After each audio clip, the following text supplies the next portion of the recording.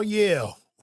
I had to blow off the microphone. I know it's been quite some time, but welcome back to the greatest podcast on the earth, even though I do this very random and sporadically. I had been busy. I had been busy, man. And I was running around. I've been on the road. I've been doing a lot. And I got away from the podcast. I had to come in here and dust. There was stuff all over my room, and I really missed you guys. I missed all of you because we have so much to talk about. It's been so long. It's been so long. It was my son's birthday. We went to Panama City, Florida, had a good time, laid out on the beach.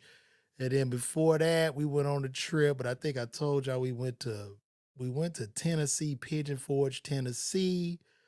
Uh, my goodness. And then I've been all over. I just got back from Nashville with a sold out show in Nashville. Shout out to everybody that came out to see me in Nashville. That was a great show. And oh my God. Oh my goodness. Look, did y'all hear those claps when I hit that button? What's happening, Gold Teefers? Good evening. Can y'all, first of all, before I get any deeper into this show, I want to make sure that everyone can hear me. So I'm just testing. Go ahead and comment. Let me know you can hear me. We are live right now. We live, baby. So just comment in there and let me know if you can hear me. Because we got a lot of stuff we got to cover this evening.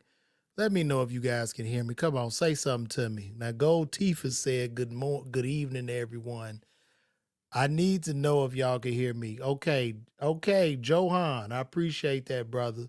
My goodness, Johan, you look like you drive a Cadillac Seville. Johan, you look like if some young ladies need some rent or something, you there for them. Look like you got a van, Johan. I don't know, Johan, but thank you for tuning in. So we're gonna cover several things. And wait, before I get started, what did I want to say? Also, I'm gonna be at the Cleveland Funny Bone this weekend, May 17th to the 18th. So y'all pull up on me if you are in Cleveland. Now on Facebook, there is a messenger where I sent out and it goes out to about 1,000 random people. If you are not in these areas when I send you this, it's fine because I don't know. There's no way for me to target exactly where to send it, but just tell a friend to tell a friend, man. But everything's been going good. I've been feeling well. Life is amazing, and I hope life is amazing for you guys too. So today we're going to talk about the real winner of the Drake Kendrick beef. We're going to talk about Mike Tyson versus Jake Paul. We're going to talk about the game Rick Ross beef, Christian Combs 50 Cent beef, Meek Mill 50 Cent beef, Apple Vision Pro goggles, and the Hollywood writers not being okay. Now, we're talking about a lot of beef. I mean, these rappers got so much beef now. This would be the perfect time for Arby's to run a commercial. Now, my assessment of the Drake Kendrick beef, and I'm about to tell y'all who the real winner of that beef was. A lot of y'all will probably be pissed off with what I have to say in regards to this beef.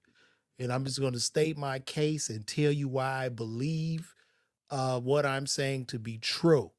Now, first of all, I want to say this. Kendrick is a way better lyricist than Drake. I repeat, Kendrick, when it comes to rhymes, when it comes to bars, he's far superior to Drake.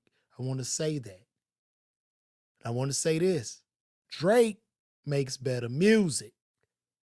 I know some of y'all gonna be in your feelings. I get it. But Drake makes better music.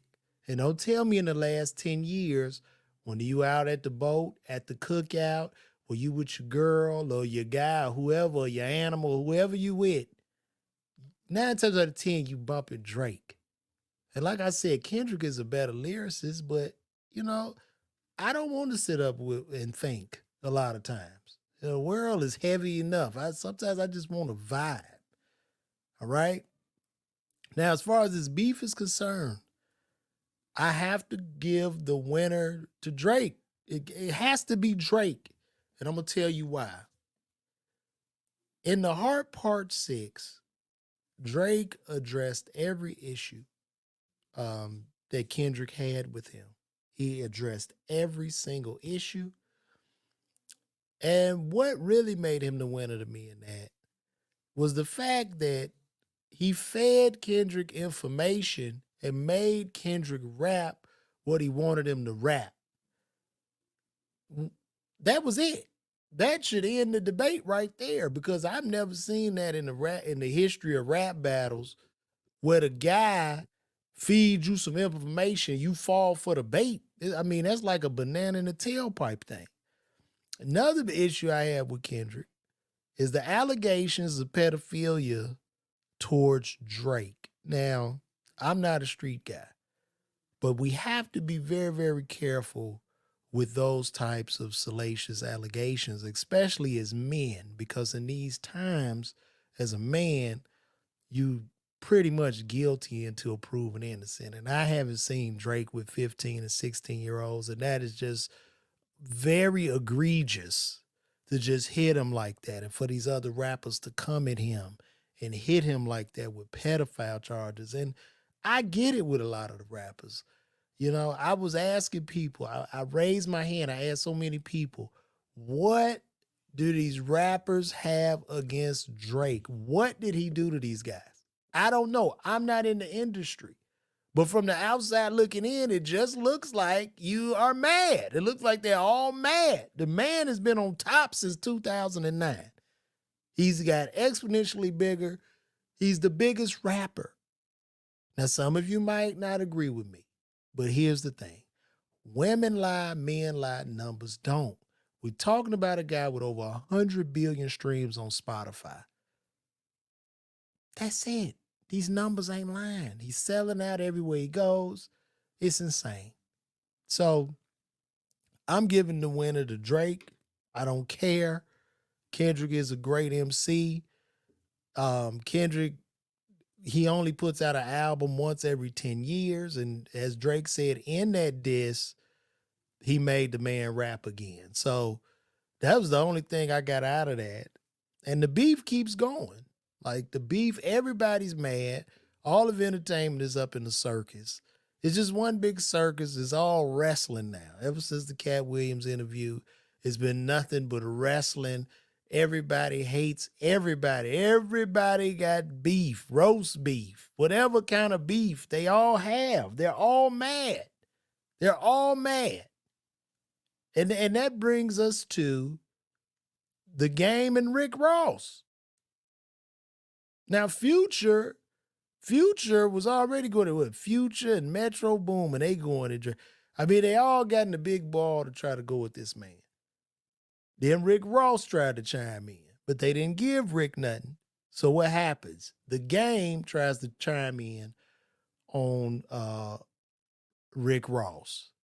And the Game coming out of the blue and going at Rick Ross is just obvious that the Game is dying for attention. He's begging. He's looking thirsty as shit. And the worst thing that Rick could do is give him any attention. Rick loses the battle when he gives the Game attention. Now, the Game could rap his ass off. It was a cold diss, but it's from nowhere. He's talking about he was taking up for the real Rick Ross, but shit, you should have took up for that man 10, 15 years ago when the man got out, when you had relevance. You can't come just taking up for him now. Nobody cares.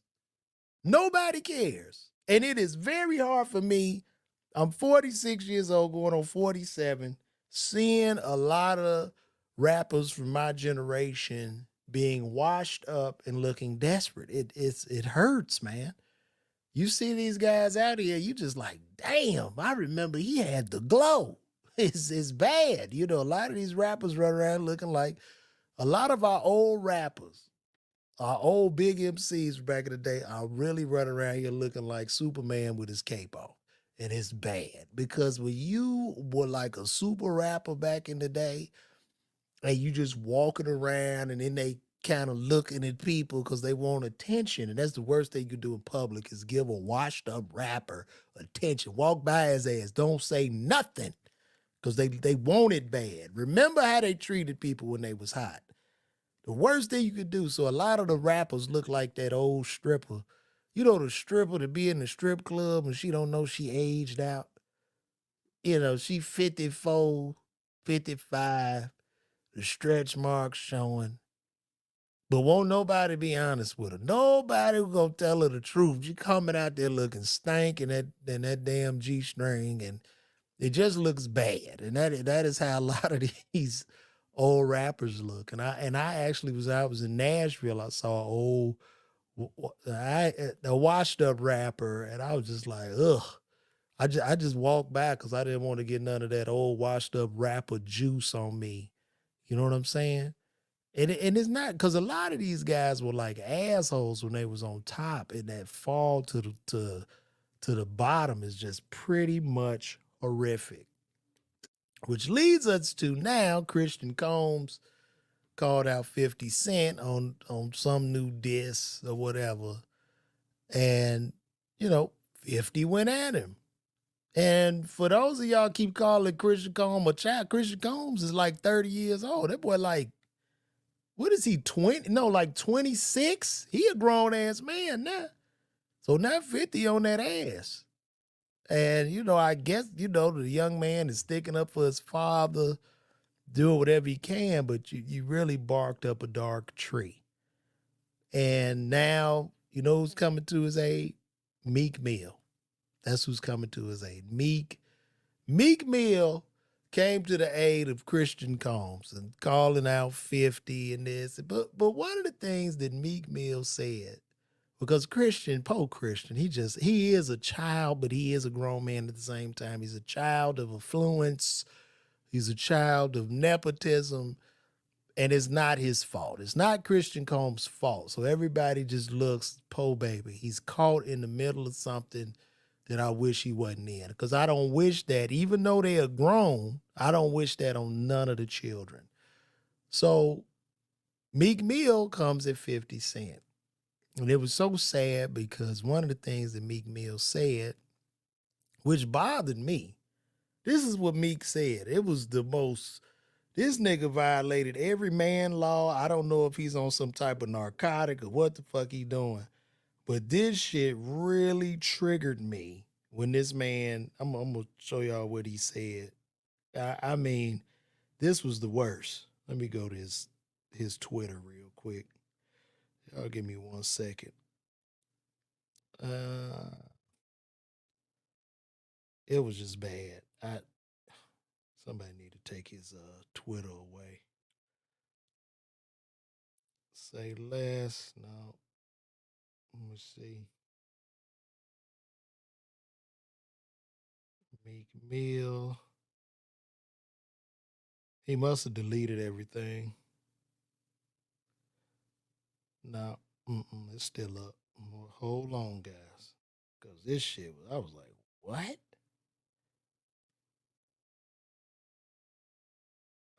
Okay. So 50 Cent tells Meek Mills you sold 6,000 copies your last project. You should not be on vacation. Still chasing the dream or embracing the nightmare. Standing by your man that I respect. GUnitBrands.com.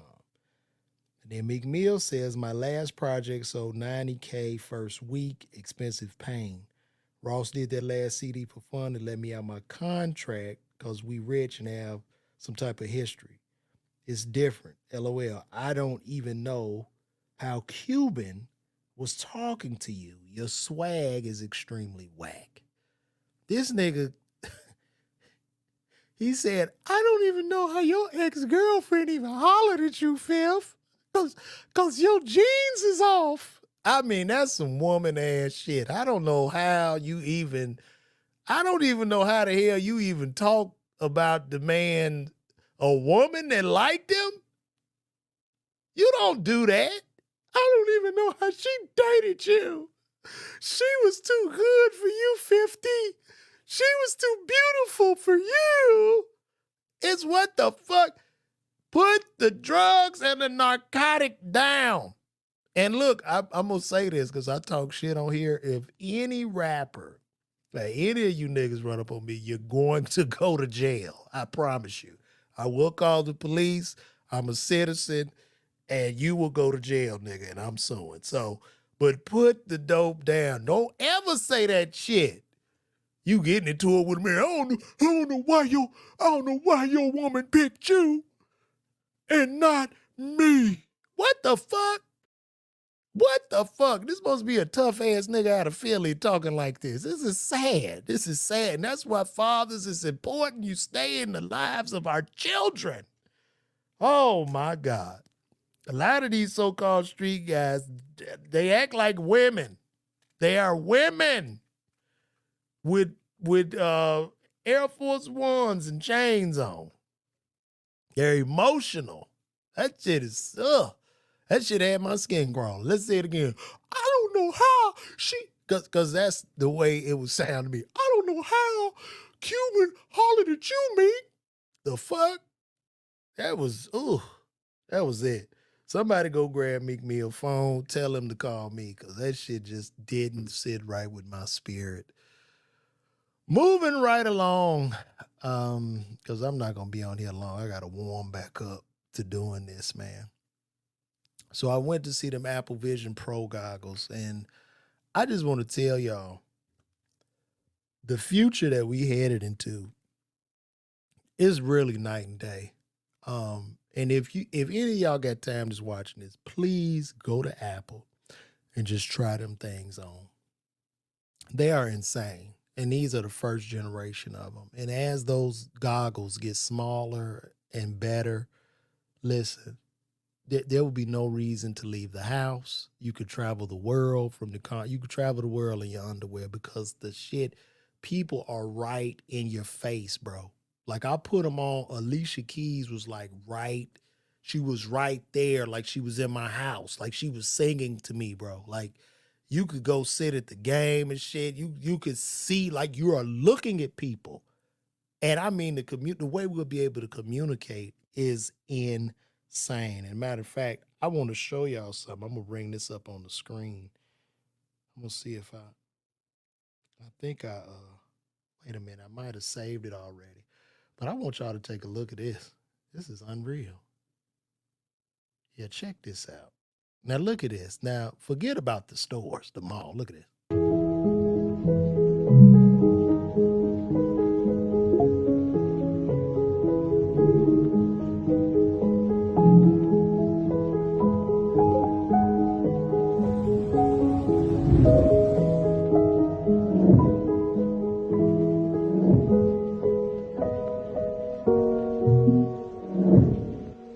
Now, if you can see, like when you put these shits on, you could have a whole avatar of yourself and it's gonna look exactly like you. So now you can just browse the internet trying on clothes. And if you hold any stock in commercial real estate in malls, Simon's Malls, it is a wrap. When I tell you it's over, look at this shit.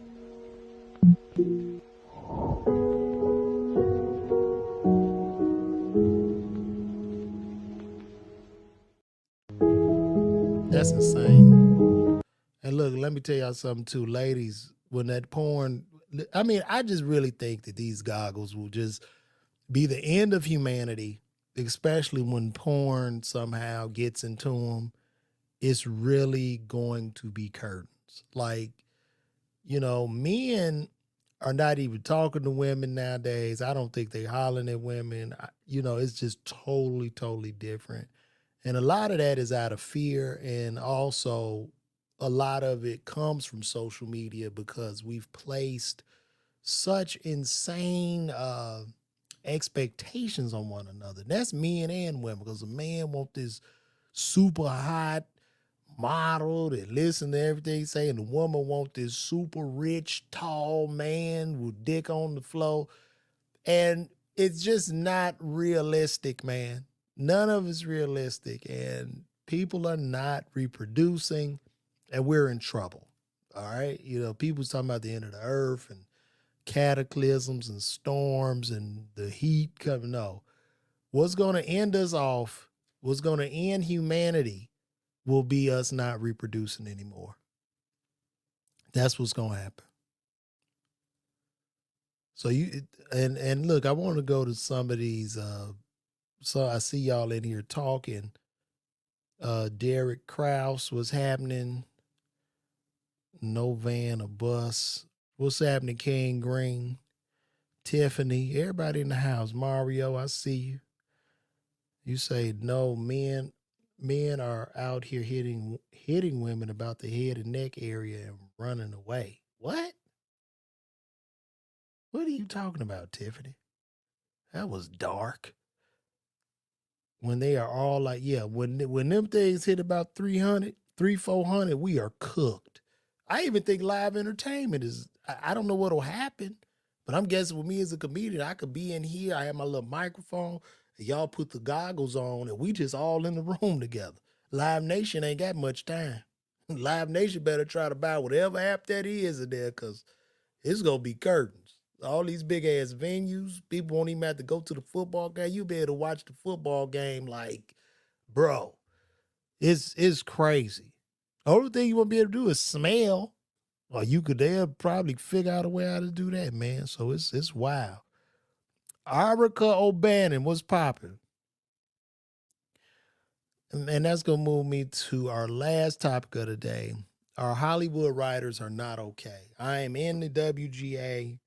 But I'm not high up on the totem pole. I did a little bit of writing on the show I'm on Hulu called Life and Beth. Go check that out if you haven't seen it. It's 2 seasons of that show on Hulu.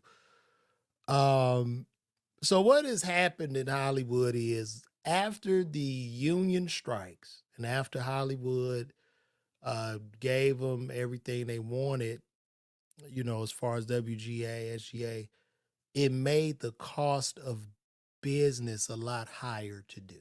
Where you need more writers in the room, you need X amount of people. You have to go through all this ticker tape, and so what has happened is production has decreased. That's what's happened, and that's what happens a lot of times. It's sad, but these are just the facts. So anyway, I'm wrapping this up, guys. We did a good 24 minutes. I'm gonna come in here tomorrow and I'm gonna keep pushing through. So y'all check me out. I'm gonna be live at the Cleveland Funny Bone this weekend, May 17th to the 18th. Y'all pull up. Oh yes, and also AI is coming in and they're writing scripts with AI. They're also filming things with AI. It's getting crazy out here, but y'all see me live at the Cleveland Funny Bone, May 17th to the 18th, and check me out, man. And go to LaVarWalker.com and also on YouTube. If you're on YouTube, shout out to everybody on YouTube. I put up a new clip on there. Shout out to everybody on X watching this right now. My Facebook family. I see y'all.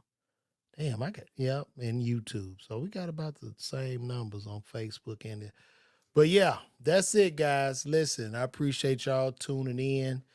Um, but that's it. That's the end, man. This has been another episode of LaVar Walker Daily Show Podcast. I'm out. Y'all be blessed. Good night.